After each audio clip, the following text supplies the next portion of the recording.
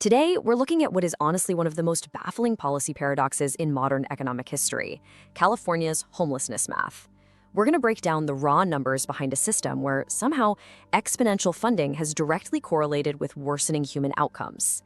I mean, imagine taking the GDP of a small nation, mobilizing it entirely to solve a single domestic crisis, and then just watching that crisis multiply right in front of your eyes. It's a fascinating, if pretty sobering, look at how capital alone, without the right structural foundation, is essentially just setting money on fire. The gap between what this funding was meant to do and the actual reality on the streets, well, it's basically a masterclass in bureaucratic failure. So between 2019 and 2024, the state of California spent $22 billion to solve its homelessness crisis. $22 billion. Let that number really sink in for a second. You'd naturally expect a capital injection of that sheer magnitude to, functionally end the problem, or at the very least, trigger a massive, undeniable reduction in the crisis, right? But despite this historic financial mobilization, the unhoused population didn't shrink. It actually grew by over 30,000 people. That's a nearly 20% spike during the exact same 5-year window that all this money was being deployed. It's this wild mathematical paradox where greater investment seems to be actively fueling a worsening reality. To put that into a slightly more tangible perspective, let's look at the per-person breakdown. If you take that $22 billion and divide it by the roughly 181,000 unhoused individuals in the state, it comes out to over $121,000 per person. Seriously, think about that. That's more than the median household income in almost every single American city. It's literally enough capital to write a direct 6-figure check to every single unhoused person in the state. When you convert those abstract billions-level state budgets into an individual human-level cost, it highlights a really hard truth. A lack of funding is clearly not the missing variable here. We're dealing with a structural collapse, not a financial shortage. Which brings us to the ultimate mathematical mystery, doesn't it? Where did the money actually go? If this massive funding didn't solve the crisis and outcomes were getting immeasurably worse, billions of dollars had to be absorbed somewhere in the system. The capital didn't just evaporate into thin air. So to figure this out, we have to shift our focus away from the financial paradox and take a really close, hard look at the state's institutional mechanics. Section 1. Auditing a black hole, the data desert. To find where all those funds went, we really have to examine the devastating 2024 State Auditor's Report.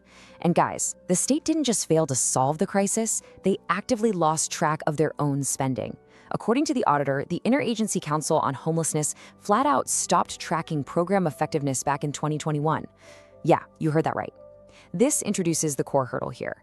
We aren't necessarily looking at malicious actors or intentional fraud, but rather this completely unaccountable, unmeasurable bureaucratic void where data just goes to die. They simply stopped asking if the money was actually working to get people off the streets. The sheer scale of this void is just staggering. The audit looked at 9 major state agencies running over 30 separate programs.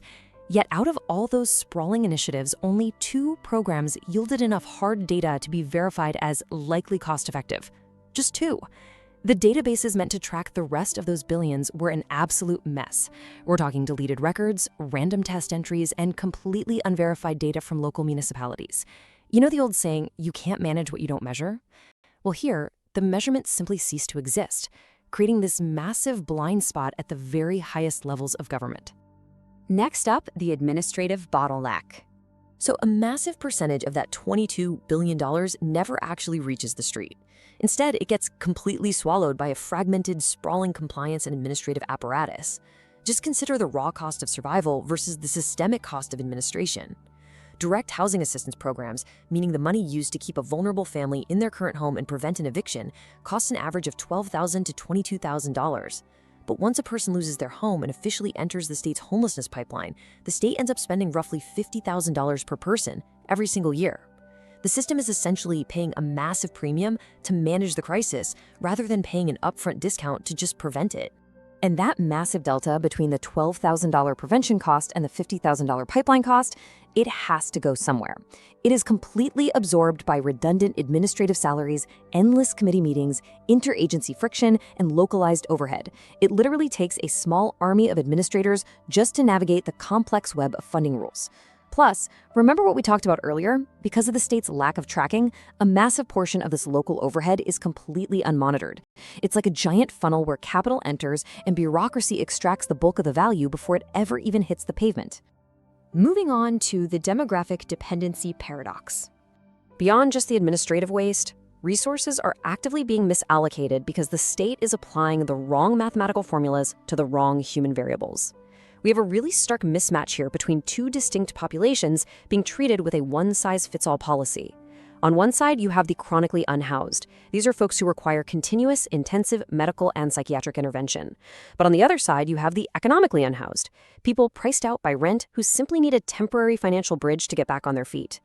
Treating a temporary financial crisis with the exact same heavy-handed bureaucracy meant for chronic medical needs, it just creates massive inefficiency. And the math reveals a profound misallocation of funds across these demographics. Instead of scaling up rapid rehousing for the economically displaced or building specialized psychiatric care facilities for the chronically unhoused, premium dollars are spent trying to push everyone into standard affordable housing units. In California, building those standard ground-up units costs an astronomical $800,000 to $1 million per unit. It's just an impossible strategy to scale. You could literally drain the entire state budget and still not build enough million-dollar units to house everyone currently sleeping on the streets. Which brings us to math in the margins. Cost per bed. This whole physical infrastructure strategy is mathematically unsustainable, and frankly, it's actively sabotaged by the state's own legal frameworks. However, it's not all bad news. The 2024 audit did find some rare victories. The state's hotel and motel conversion program was proven to be one of the only cost-effective physical infrastructure programs out there. Converting an existing hotel room is 2.5 times cheaper than building a new home from the ground up. Think about it. The walls, the plumbing, the electrical infrastructure, it's all already there. It just needs to be repurposed. It bypasses the heaviest costs of development entirely. Yet, despite clear data showing conversions are vastly cheaper, ground-up development somehow remains the primary focus. And this approach is suffocated by intense local bottlenecks. Archaic local zoning laws, years-long environmental review delays, and prevailing wage requirements. They all compound to inflate base construction costs by 30 to 40% before a single shovel ever hits the dirt. There's a pretty deep irony in the fact that environmental protection laws are frequently used to block the construction of housing meant to pull people off the streets. The state's own bureaucratic gravity makes balancing the math practically impossible. Let's look at the future, the trajectory of failure, a 5-year projection. If this static cost per outcome ratio continues unchecked, the math shifts from a retrospective audit into a ticking clock of rapid economic displacement. Currently, approximately 10,000 Californians fall into homelessness annually. At a systemic burn rate of over $121,000 per person, adding 50,000 individuals to the streets by the year 2030 will require another $6 billion. And that $6 billion? That is just to maintain the current failing baseline. It completely ignores inflation, rising median rents, or the decay of legacy infrastructure. The financial burden is accelerating way faster than the state's ability to raise revenue. Extrapolating this out over a 10 to 20-year horizon reveals a potential collapse of the municipal safety net. Now, why does this matter to the average taxpayer? Because the compounding cost of reactive care, things like constant emergency room visits, heavy policing, and temporary shelters, will mathematically bankrupt local municipalities. To survive, cities will be forced to make draconian cuts to public schools, critical infrastructure, and even 911 emergency services. This elevates the math from a localized social issue to a massive macroeconomic threat that impacts every single citizen regardless of their housing status. Finally, let's talk solutions. The ultimate ROI, redefining the math. The solution to this paradox isn't blindly demanding more capital, it's ruthlessly demanding data accountability and scaling the interventions that are actually proven to work.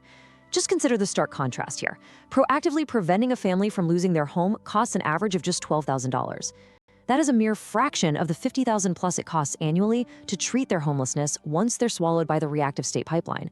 The return on investment for keeping someone housed is vastly superior to the cost of trying to rescue them after the fact. The ultimate takeaway here is that you simply cannot fund your way out of a structural failure. True accountability means prioritizing hard data.